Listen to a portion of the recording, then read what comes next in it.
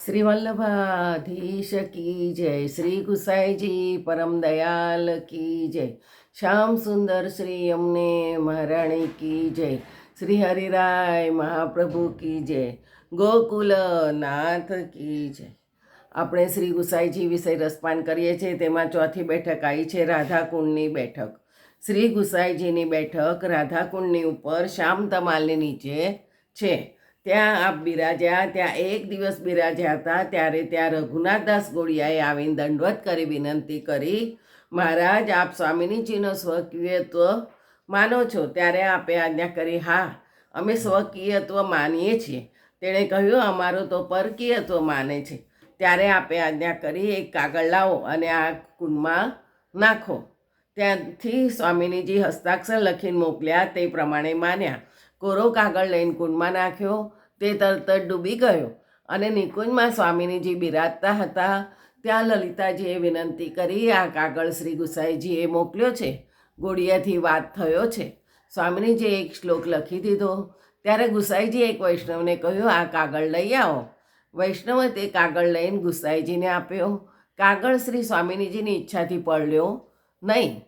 તે કાગળમાંથી તે શ્લોક વાંચ્યો, જયતિ વૃષભાનુકુલકી મુદિરાધિકે જયતિ કૃષ્ણ પરમાનંદ કુલ ચંદ્રમા.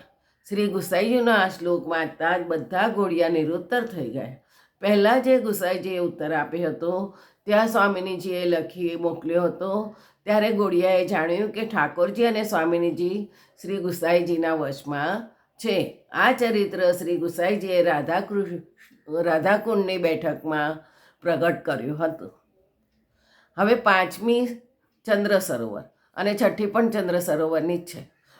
પાંચમી ચંદ્ર સરોવરની બેઠકમાં શ્રી ગુસાઈજીની ચંદ્ર સરોવર ઉપર આ પ્રથમ બેઠક મહાપ્રભુજીની પાસે જ બિરાજ્યા છે અને બીજી છે ફૂલઘરમાં છે. જ્યારે કૃષ્ણદાસ અધિકારીએ શ્રીનાથજીના દર્શન બંધ કર્યા હતા ત્યારે શ્રી ગુસાઈજીએ પરાસુલીમાં બિરાજીનો પ્રયોગ અનુભવ કર્યો હતો. તે સમયે શ્રીનાથજીના નિજ મંદિરમાં એક નાનકડી બારી હતી. તેમાંથી શ્રી ગુસાઈજીને દર્શન આપતા હતા. તેની કૃષ્ણદાસને સૂચના મળી તો તે બારી બંધ કરાવી દીધી. ત્યારે ગુસાઈજી વિજ્ઞપ્તિ લખીને મોકલતા હતા. શ્રીનાથજી તેને વાંચીને રામદાસને આપતા તથા શ્રીનાથજી પણ પત્ર લખીને રામદાસને આપતા. રામદાસ તે પત્ર શ્રી ગુસાઈજીને આપતા. તે પત્ર શ્રી ગુસાઈજી વાંચીને ફરી પાણીમાં ધોઈને પી જતા. આમ 6 મહિના સુધી વિપ્રયોગ રસનો અનુભવ કર્યો. આ ચરિત્ર ચંદ્ર સરોવરની બેઠકમાં પ્રગટ કર્યું છે. અને છઠ્ઠી પણ ચંદ્ર સરોવર ફૂલઘરની બેઠક છે. ચંદ્ર સરોવરમાં ગુસાઈજી બીજી બેઠક ફૂલઘરમાં છે. ત્યાં ગુસાઈજી વિપ્રયોગમાં બિરાજતા હતા. ફૂલઘરને જોતા ફૂલઘરની સેવા કરતા. તે ફૂલઘરમાં બિરાજીને ગુસાઈજી ફૂલની માળા સિદ્ધ કરીને શ્રીનાથજી માટે નિત્ય મોકલતા હતા. શ્રીનાથજી રાજભોગ આરોગી ચૂક્યા. ત્યાં માળા બોલી છે, આ રીતે માળા કા બેગ પધરાવો યહી ભાવસો. એક અવાજ થતો. તે સમયે તે અવાજને સાંભળી શ્રી ગુસાઈજી તે ફૂલની માળા મોકલતા. એટલે કે તે દિવસથી અત્યાર સુધી બોલવાનો પ્રચાર થયો છે. ત્યાંથી માળા આવવાના પશ્ચાત શ્રીનાથજીના અંગીકાર કર્યા બાદ રાજભોગના દર્શન ખુલતા. દર્શન થઈ ચૂક્યા ત્યારે રામદાસજી શ્રીનાથજીને પ્રસાદી માળા અને બીડું નિત્ય શ્રી ગુસાઈજીને આપવા જતા. તે સમયે શ્રીનાથજીનો પત્ર પણ શ્રી ગુસાઈજી ઉપર લખતા તે આપી આવતા હતા. શ્રી ગુસાઈજી શ્રીનાથજી માટે વિજ્ઞપ્તિ લખીને લઈ આવતા હતા. આ ચરિત્ર શ્રી ગુસાઈજીએ ચંદ્ર સરોવરની ફૂલઘરની બેઠકમાં પ્રગટ કર્યું છે. હવે 7મી બેઠક આવી ગિરિરાજની. શ્રી ગુસાઈજીની બેઠક ગોપાલપુર ગિરિરાજમાં મથુરેશજીના મંદિરમાં છે. ત્યાં ગુસાઈજી બિરાજતા. ત્યારે એક દિવસ શ્રી ગોકુળનાથજીએ વિનંતી કરી, મહારાજાધિરાજ શ્રી પ્રભુએ 1.25 સેર ભાતનો અંકુટ કરાવ્યો. ત્યારે ગુસાઈજીએ આજ્ઞા કરી, હા શ્રી મહાપ્રભુની લીલા નિત્ય અખંડ છે.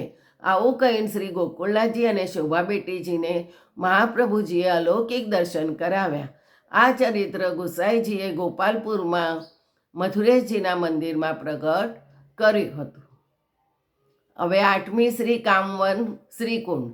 શ્રી ગુસાઈજીની બેઠક કામવનમાં સુરભીકુંડ શ્રીકુંડની ઉપર છે. ત્યાં આપે મહાપ્રભુજીને પરોક્ષ દિશામાં ગુસાઈજીના સેવક મધુસૂદન દાસને શ્રી મહાપ્રભુજીના સાક્ષાત દર્શન કરાવ્યા હતા.